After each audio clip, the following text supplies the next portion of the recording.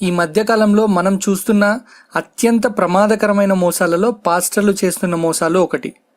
స్వస్థత సభలు, హోలీ వాటర్, పరిశుద్ధ జలము మరియు ప్రేయర్ ఆయిల్, పరిశుద్ధ తైలము, కల్వరి ఆయిల్ వంటి పేర్లతో అమాయకపు ప్రజలను దారుణంగా మోసం చేస్తున్నారు. పాస్టర్ ఈ రవి అనబడే అతను పిల్లలు లేని ఆడవాళ్లను ముట్టుకోకుండానే గర్భం వచ్చేలా చేస్తాడట. కిడ్నీస్ ఇన్ఫెక్షన్ ఉన్న వాళ్ళను డయాలసిస్ చేయకుండానే పోగొడతాడట. మరియు ఏటీఎం, బ్యాంక్ అకౌంట్, మొబైల్ నంబర్లు చెప్పి వాటిలో లక్షలు వస్తాయని చెప్తున్నాడు.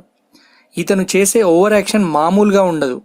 ఆఖరికి చిన్న పిల్లలకు కూడా సైతాను ఉంది, డెవిల్ ఉంది అని చెప్పి మోసం చేస్తున్నాడు.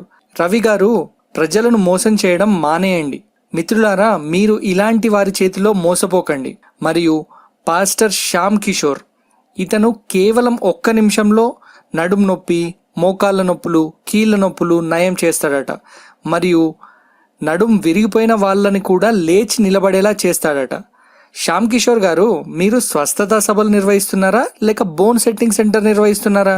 సమాధానం చెప్పండి. మరియు బ్రదర్ ప్రదీప్ కుమార్, ఈయన ప్రేయర్ ఆయిల్, హోలీ వాటర్ పేరుతో ప్రజలను మోసం చేస్తున్నారు. వీళ్ళు మాత్రమే కాదండి, ఇంకా చాలా మంది ఉన్నారు. చాలా మంది చాలా రకాలుగా మోసం చేస్తున్నారు. అసలు ఏంటండి ఈ ప్రేయర్ ఆయిల్? దేనితో తయారు చేస్తారు? డాక్టర్లు కూడా నయం చేయలేని రోగాలను మీరు నయం చేస్తారా? ఎందుకండి అమాయక ప్రజలను మోసం చేస్తారు?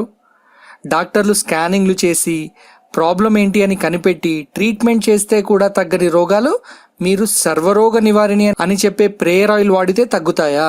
మళ్ళీ దీన్ని వాడొచ్చు, తాగొచ్చు.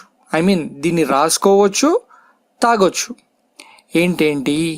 ప్రేయర్ ఆయిల్తో TB, cancer, ulcer, BP, sugar, ఆఖరికి క్యాన్సర్ మరియు హెచ్ఐవి కూడా తగ్గుతాయా? కీమోథెరపీ చేయకుండానే క్యాన్సర్, అసలు మందే లేని హెచ్ఐవి కూడా తగ్గుతాయా? మిత్రులారా, ఇవన్నీ దీర్ఘకాలిక రోగాలు. మీరు ఎలాంటి ట్రీట్మెంట్ చేయకుండా ఎలా నయం చేస్తారు? సమాధానం చెప్పండి. అసలు స్వస్థత సభలు అంటే ఏంటి? మీరు స్వస్థతలు, ప్రార్థనలు చేసి మనుషుల రోగాలను నయం చేస్తారా? ఇవి కేవలం క్రైస్తవులకే వర్తిస్తాయా లేక అన్ని మతాల ప్రజలకు వర్తిస్తాయా? అందరికీ వర్తిస్తే కేవలం మీ సభలలో మాత్రమే ఎందుకు రోగాలను నయం చేస్తారండి? ఒక హాస్పిటల్కి వెళ్ళి అక్కడున్న రోగులందరికీ నయం చేయొచ్చు కదా. అలా చేస్తే ప్రజలందరూ బాగుంటారు. ప్రజలు బాగుండడం మీకు ఇష్టం లేదా అండి? లేదా డబ్బు సంపాదించడం మాత్రమే మీ టార్గెటా? అంటే మీరు ఇదంతా డబ్బు కోసం మాత్రమే చేస్తున్నారా? మరేంటండి మీ సభలలో నేను దైవదూతను, ప్రజలకు సేవ చేస్తున్నా అని కబుర్లు చెప్తారు.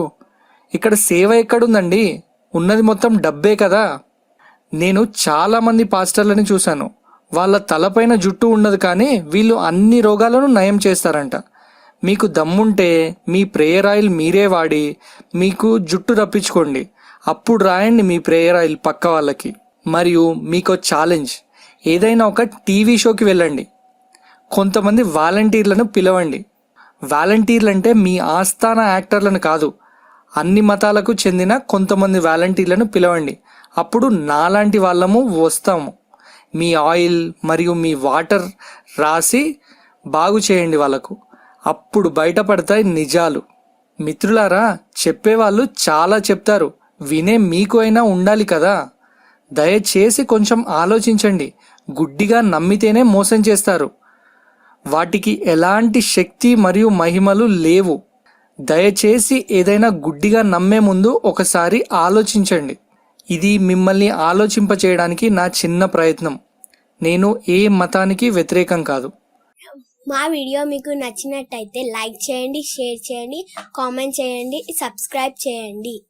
Thanks for watching.